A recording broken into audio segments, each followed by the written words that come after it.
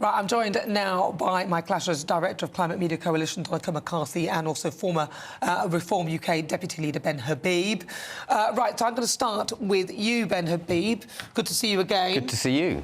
Good afternoon.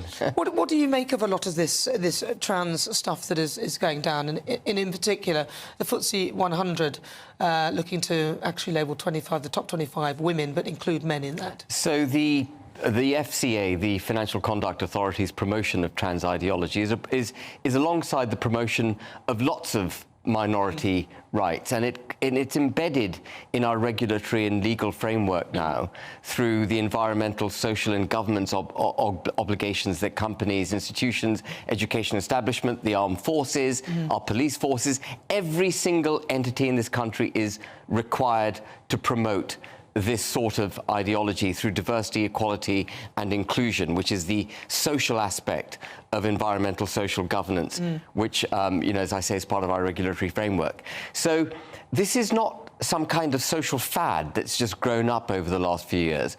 This has been put into place through government regulations and legislation. And for Liz Truss to want new legislation to ban as admirable as her aim is to stop, transformational operations taking place, actually what we need in this country is the repealing of lots of legislation that's gone into place already to create this environment. And of course, what you want in the FTSE 100 boardrooms are the best directors fulfilling those jobs so that we have the most efficient, most profitable companies in the United Kingdom, so we have prosperity across the board. And similarly with the armed forces, you want the best jet fighter pilots, the best navigators, the best, gun shooters, and what we've got to step away from is the promotion of people based on their physical characteristics or their own self-identification at the cost of them doing their jobs properly. We're in a country at the moment which is facing economic disaster, national debt at a post-World War II high, taxation at a post-World War II high, spending out of control by the government. And what are we focusing on?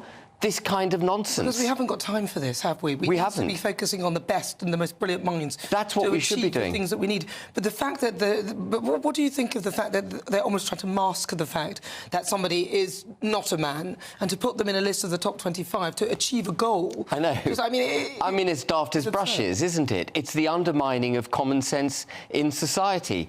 A man self-identifies as a woman and therefore gets a job on the basis that he's coming from a minority interest group. The whole thing is just absurd. Well, let's see what Donnachadh has to say. Donnachadh McCarthy.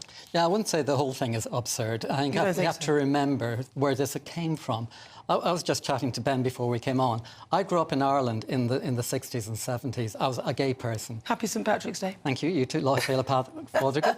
Where's your green? Not wearing green. On you. And I grew up in a society that was life imprisonment with hard labour if you were having sex with your partner, and also had some friends personally murdered in gay bashing careers. So for me, we struggled hard to get freedom and to get fairness, and to actually, my friends were being fired because they were gay. So Ben's quite right. We should be getting the best people for the best jobs, but because of our inherited discrimination, often women and gay people and trans people are excluded from the best jobs because the old boys club excluded them, and it excluded the talent. What we need is a happy medium where we actually allow the talent from everybody in, but don't promote people just because they have to come from a protected background. But what do you make of the top 25 in the FTSE women in the FTSE 100 companies, including men, so people who are trans women, but they are males? I mean, this is what I'm talking about. Because, as you said, you've pointed towards the fact that, yes, there seems to be an old boys club and it's only the men that seem to get in. But isn't this just simply extending some form of extension of the old boys club, which will actually push women out?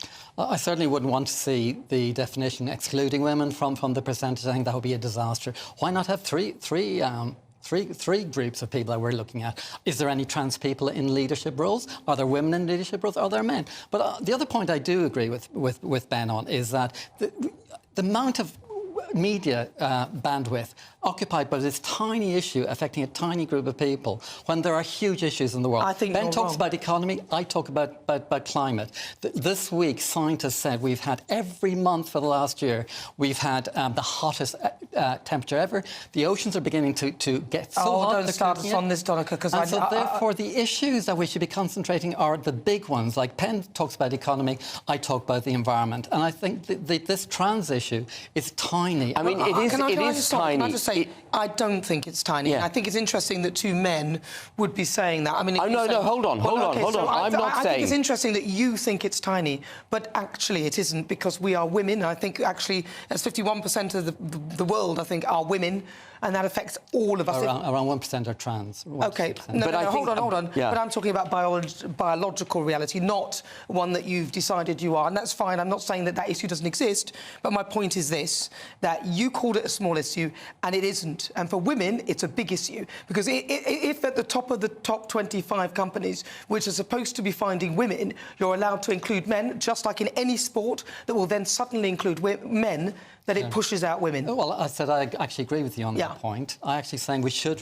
retain the assessment of how many women are actually in place, how many trans and the people, salaries as well. And I agree, totally agree on equality. So I think we're actually almost on the same place. We're not really, because you said it was a minor issue, and I think many women... 1% is minor. Well, I'm saying the trans people might be a minority, and I do agree that there seems to be an extremely lot amount of time spent on it, but that's because of the effect it will have on women in the long run. If you suddenly start including men into this scenario, and men can be called women, then it pushes out the women. And I think that, the number of trans people in the country is very small, 0.4% of the population. But the trans ideology, which doesn't come alone, it comes along with diversity, equality, and inclusion in its broader sense, which is the promotion, effectively, of all minorities over and above, and if necessary, to the detriment of the organisation in which they're being promoted, and therefore the majority of the country. And that's where it's got to stop. I absolutely agree with you that there should be no prejudice exercised against gay people, or indeed people who self-identify as another sex. That is a thing that does happen. But you do not correct that inequality by progressive discrimination, because what you're doing is embedding discrimination in our system. What we need is to drill relentlessly that all of us are equal in the rights that we have. That's what we've got to do. The problem with that, Ben, is that then you leave... Why is that a problem?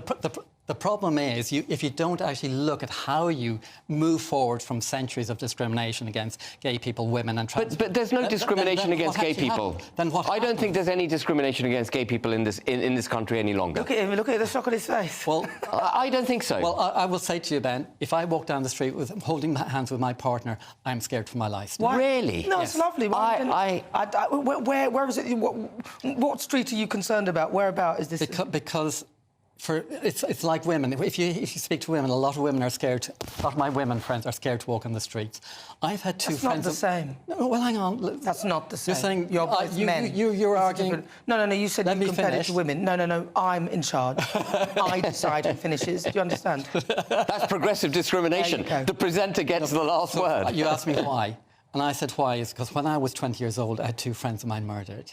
I understand that, yes. And I carry that with me. And I see the amount of abuse online as an environmentalist. But you're looking at online. You're talking about... That's totally different. As an environmentalist, I get a phenomenal amount of homophobic abuse online. And secondly, talking about outside my house, just after Brexit, I had people homophobic abuse. I was terrified of my life. I had to jump into the school across the road just 3 years ago, because a man was attacking me because of my sexuality. It is still real for us. And so therefore, I would argue these things still happen. We both want to get to, well, all three of us want to get to the same place, where people get promoted on merit. Unfortunately, after centuries of discrimination, we're not there yet. Well, we might not be there yet fully, but it depends what you're talking about. You've conflated promotion with being attacked, and I think these are very different subjects, right? Being promoted in a job for merit is different to being worried about walking in a street because you're gay. I don't think those two things are together in terms of discrimination. I think they're very different.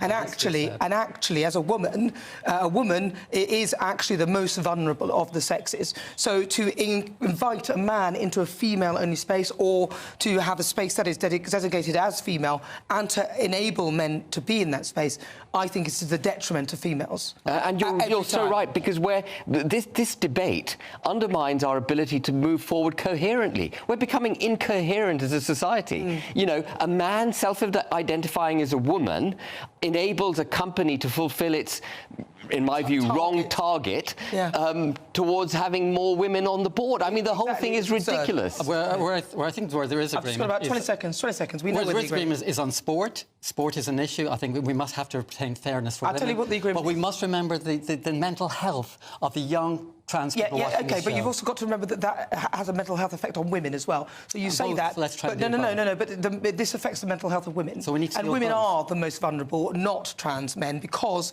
women are the weaker sex, and trans women are actually biological men. Okay, so it's 21 minutes past 3 o'clock. This is GB News on TV.